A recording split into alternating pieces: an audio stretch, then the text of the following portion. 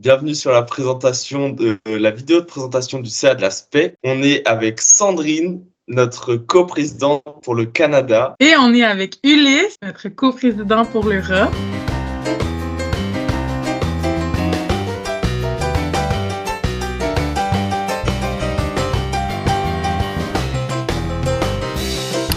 L'ASPEC, c'est la simulation du Parlement européen, Canada, Québec, Europe. C'est une association qui s'adonne à annuellement faire une simulation d'une semaine du Parlement européen. Donc, l'objet de cette simulation, c'est d'éduquer les membres de l'association qui vont participer à la simulation annuelle sur le fonctionnement des institutions européennes, les sensibiliser à leur fonctionnement. Il y a aussi les valeurs démocratiques dans ce système-là que les gens qui participent sont amenés à découvrir, à comprendre et à pratiquer. Il y a aussi l'aspect francophonie de la chose qui est super important à l'ASPEC. On a des gens un peu partout dans la francophonie qui viennent nous joindre à chaque année. Une année sur deux se tient au Canada et une année sur deux se tient en Europe. Aussi, là, un objet de former des liens à l'international dans notre association.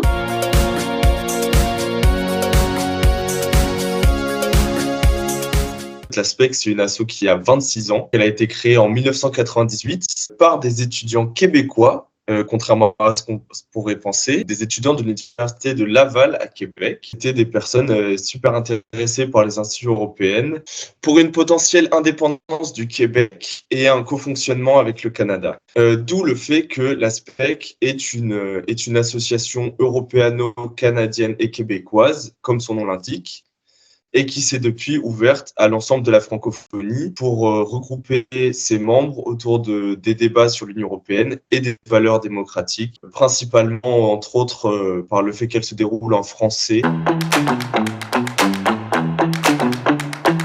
La SPEC, elle simule chaque année le Parlement européen en essayant d'être le plus fidèle possible à son fonctionnement actuel. Depuis quelques années, elle simule aussi le Conseil de l'Union européenne avec donc les ministres pour avoir ce fonctionnement avec plusieurs institutions qui sont représentées et des trilogues où elles se rencontrent pour débattre des textes.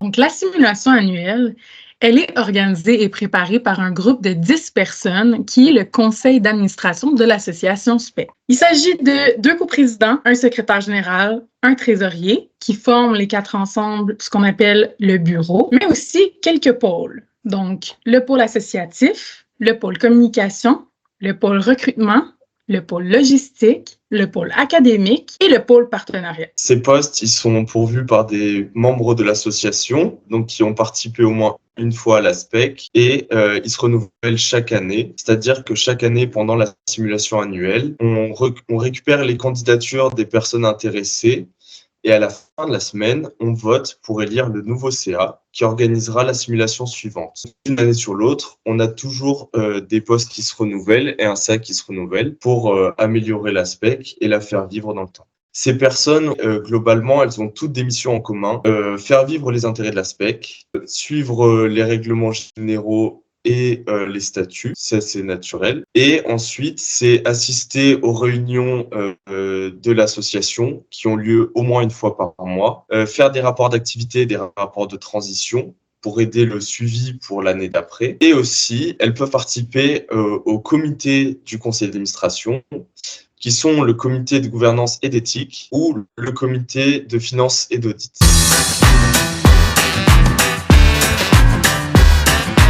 Le premier poste duquel on voudrait vous parler, c'est le secrétariat général. Ça, c'est une vice-présidence. Cette personne-là, elle s'assure d'un petit peu tout ce qui est administratif à l'association, comme la tenue des procès-verbaux, être sûr que les règlements généraux et les statuts sont en bonne condition. Celui aussi qui s'occupe de faire signer le code d'éthique des administrateurs au début du mandat. C'est cette personne-là aussi qui s'occupe de faire les mises à jour auprès des gouvernements, donc du gouvernement québécois et du gouvernement français, au niveau de ce qui est de l'association. Le secrétaire général, c'est aussi celui qui préside un des comités. C'est le comité de gouvernance et d'éthique. C'est avec ce comité-là qu'on va rédiger des politiques pour que l'association fonctionne mieux. On va observer certaines problématiques qui peuvent surgir durant l'année. Tout ce qui est la gestion, par exemple, de sujets plus sensibles comme les violences sexuelles et sexistes. Et lorsqu'il y a de la rédaction à faire, c'est souvent lui qui va s'en charger.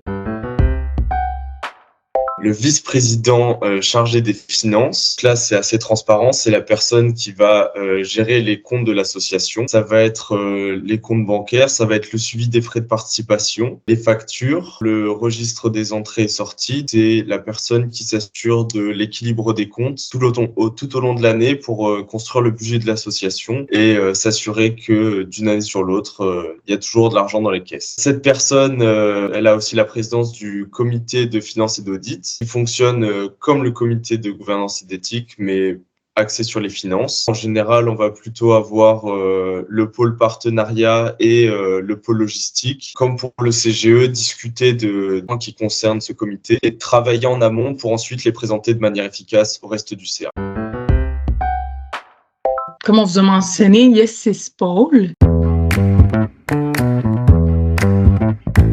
C'est la personne qui doit avoir un lien assez proche avec le lieu de la prochaine simulation. Par exemple, cette année, la simulation a lieu à l'Université Laval à Québec. Donc, la personne qui est en charge de la logistique demeure à Québec. Parce que justement, la personne doit faire des devis, par exemple, tout ce qui touche la nourriture pendant la semaine, le logement. Cette personne-là aussi qui organise la cérémonie d'ouverture, le gala à la fin de la semaine.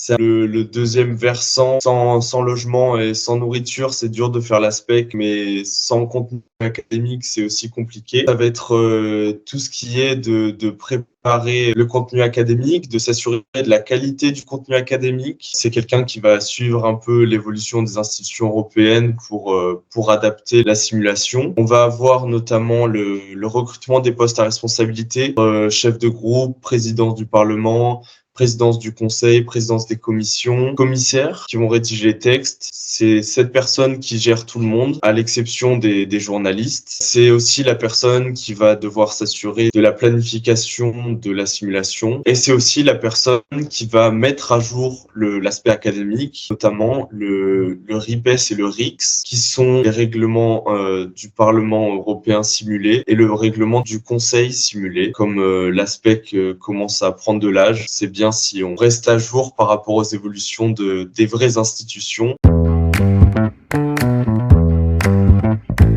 Le pôle recrutement, c'est toujours très transparent, mais ça va être des étapes tout au long de l'année. Le recrutement des chefs de délégation, premièrement, parce que ça va être elles et eux les porte-parole du CA auprès de tous les membres et toutes les personnes intéressées, donc dans chaque ville. C'est cette personne qui sera le contact numéro 1 pour les chefs de délégation. Ensuite, ça va être le suivi du recrutement des délégations, que ce soit en Europe, au Canada ou dans le reste de la francophonie. Et ça va être la personne qui va faire le suivi toute l'année, qui va essayer d'organiser des moments de rencontre avec les chefs de délégation ou des moments de rencontre plus ouverts avec les membres, qui est le relais numéro 1 entre l'ensemble du CA et les chefs de délégation puis les membres. Le pôle associatif, c'est tout ce qui est la relation envers l'association telle qu'elle est aujourd'hui et les membres. On peut parler les membres de l'année dernière, mais aussi des membres de 1999. C'est une grosse piscine de gens. Le rôle du chargé des réseaux associatifs, c'est d'entretenir la relation avec ces personnes-là. Donc, par exemple, cette année, la personne chargée de ce pôle-là avait créé une infolettre. Le travail qui peut être accompli aussi, ça peut être des idées de comment prendre en charge la santé mentale des participants. Le pôle associatif, je pense que c'est une des personnes les mieux placées pour faire partie du CGE, par exemple, aussi. Le pôle partenariat, ça va être sur différents aspects. Premièrement, des partenariats financiers. L'ASPEC étant une association à but non lucratif, il faut trouver aussi des sources de financement autres que simplement la participation des membres. Mais ça va être aussi des partenariats académiques. Par exemple, ça fait plusieurs années maintenant qu'on est sous le haut patronage du Parlement européen, ce qui est important pour notre association, pour être reconnu, avec des associations qui promeuvent la francophonie, comme l'Organisation internationale de la francophonie ou l'Office franco-québécois pour la jeunesse. Tout ça, donc, ça va être des réunions, des mails, des contacts, du démarchage, rencontrer des personnes pendant des événements pour aider à développer l'association sur d'autres projets, c'est-à-dire participer avec un stand ou envoyer un membre du CA pour participer à des projets de partenaires, faire de la communication et renforcer le poids de l'ASPEC à l'international. Le pôle communication, c'est celui qui s'occupe de la tenue de tous les réseaux sociaux de l'ASPEC. Tout ce qui est en termes de publicité, de recrutement de postes à responsabilité, par exemple, ou de nouvelles quant à qu'est-ce qui se passe dans l'association, quant à ce qui s'est passé à la dernière simulation. C'est aussi ce chargé de pôle-là qui s'occupe du recrutement des journalistes. Le contact avec les gens qui nous suivent se fait vraiment par cette personne-là. C'est une personne qui est créative, qui peut être assidue là, parce que ça peut représenter plusieurs publications par semaine. Des fois, c'est à chaque jour. Il faut être passionné des réseaux pour être chargé de pôle communication. Et si vous n'avez pas vu le travail de ce pôle jusqu'à maintenant, on vous recommande vivement d'aller suivre l'ASPEC sur ses réseaux et d'aller voir son site internet avec toutes les informations. C'est moins concret en termes de tâches. Ça va être vraiment de donner la ligne directrice du CA, d'apporter la cohésion au groupe que forme le CA, ce qui est pas toujours facile quand on a des administrateurs et des administratrices qui sont au Canada, en France, en Belgique ou ailleurs. Et ça va être aussi de la représentation auprès des partenaires, que ce soit pendant la simulation ou pendant certaines réunions des différents pôles. C'est nous qui sommes là pour embêter tout le monde sur les réunions mensuelles, sur les rapports d'activité. Nous, on est là pour assurer le suivi et pour essayer d'avoir une vue d'ensemble sur toutes les missions de l'association. Il y a cet aspect-là de valider le rendre compte de chacun, en fait. Donc, s'assurer que chaque pôle avance bien, garder la relation avec chacun des administrateurs. Donc, par exemple, à la fin de notre mandat, en ce moment, ce qu'on a instauré, c'est des rencontres individuelles avec chaque pôle. Donc, les coprésidents vont s'assurer de rencontrer tout le monde, de prendre le pouls, de s'assurer de leur santé mentale, de s'assurer que tout se passe bien, en fait, puis de supporter les pôles. Par exemple, le pôle académique, les 2 mois avant la simulation, il est débordé. Donc, ça va être un peu à nous aussi de l'aider, de revoir avec lui ses priorités. Être coprésident, c'est aussi savoir travailler en étroite collaboration avec une autre personne. Moi puis Ulysse, on se parle à tous les jours. Donc, il n'y a plus de secret, il y a beaucoup de discussions, il y a beaucoup de collaboration. Je pense que moi puis Ulysse, on s'apprécie beaucoup, donc ça facilite cette tâche-là. Il faut que vous vous entendiez bien avec l'autre personne, puis que vous ayez envie d'apprendre à la connaître aussi parce que vous allez passer beaucoup de temps là, en son contact. La coprésidence, ça fait partie avec le secrétariat général et la trésorerie du bureau. Ça va être les 4 postes qui ont la vision globale sur le conseil d'administration,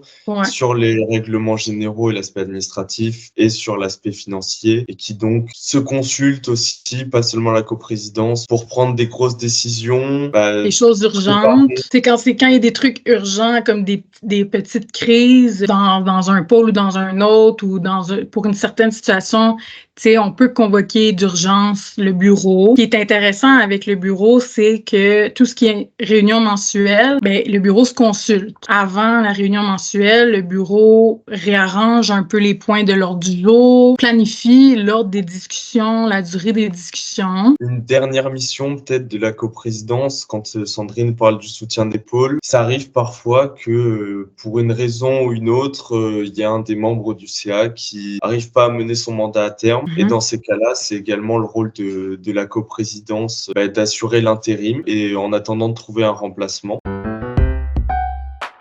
que globalement, l'engagement au sein du CA, c'est pas toujours rose. Il y a des moments où ça demande beaucoup d'investissement.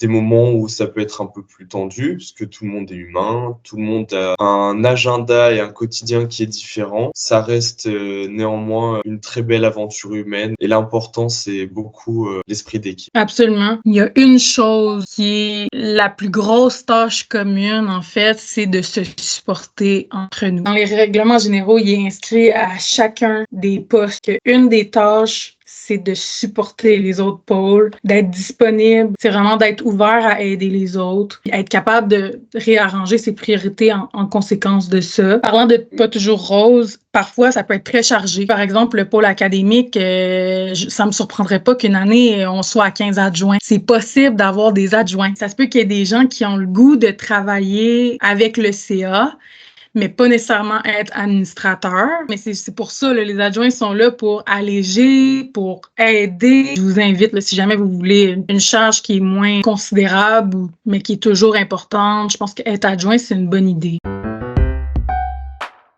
C'est pas toujours rose, mais ça va être à vous de faire en sorte que vous ayez une cohésion entre vous 10, qui fait que c'est pas plus facile, mais c'est plus vivable de passer à travers les moments moins roses. Ça peut être une super belle année si vous avez des beaux liens entre vous, puis si vous prenez le temps qu'il faut pour construire ces liens-là. Évidemment, là, on vous a décrit les différents pôles et leurs tâches, mais on vous a pas parlé des personnes qui les occupent avec nous cette année. Et pour ça, je pense que mieux que les mots, je vous invite à rencontrer ces merveilleuses personnes avec qui on a eu la chance de construire une super équipe. Si jamais vous avez envie d'en savoir plus, vous avez des questions, ou même si vous avez envie de nous signifier que vous êtes intéressé pour participer au conseil d'administration pour l'année prochaine, que ce soit pour être chargé de pôle, mais que ce soit pour être adjoint aussi, faites-nous signe. Ça serait de nous contacter aux 2 adresses courriel suivantes, contact@spec.org et présidence@spec.org. Puis là, c'est ça, juste nous indiquer là, ce qui vous intéresse. Puis nous, on va être en mesure de vous donner plus d'informations quant à la façon de faire pour formellement déposer votre candidature. Puis on est disponible sur tous les autres réseaux aussi. Si jamais vous voulez être chargé, il va s'agir de recueillir l'appui de 2 membres du CA actuel. Pendant la semaine, c'est facile de faire ça. Puis par la suite, c'est ça, c'est d'écrire vos motivations. Puis par la suite, à la dernière assemblée générale, qui clôt la semaine de la simulation, ça va être de faire une petite présentation pour vous faire élire. Je pense que c'est une belle opportunité de se sortir de sa zone de confort. Je pense que faire partie du CA, c'est une excellente opportunité d'apprendre à se connaître soi-même puis de se propulser à des endroits où on n'est pas habitué d'aller. Fait que je vous encourage vraiment à sauter et à faire le plongeon. C'est votre tour. C'est à vous de jouer. Donc, on vous attend dans nos DM et à Québec. Et en attendant, bon baiser spécois du CA.